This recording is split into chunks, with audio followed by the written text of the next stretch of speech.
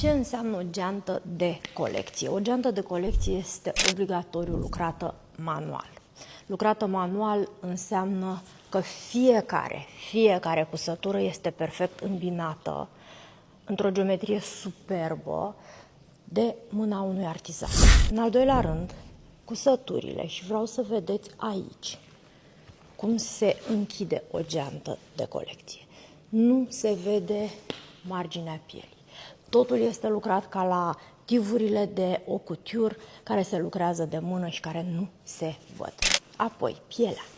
Pielea este una superbă de la niște tăbăcării extrem de atent selecționate care lucrează cu case mari.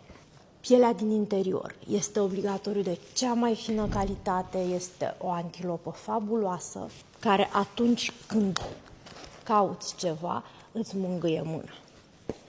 Accesoriile. Aici vorbim de o categorie aparte de accesorii care sunt lucrate fiecare piesă pentru noi, după proiectul meu, niște accesorii din alamă și cunoscătorii știu că alama e extrem de rar folosită deoarece e foarte scumpă, iar calitatea incontestabilă o dă faptul că fiecare piesă este îmbăiată în aur de 18 carate.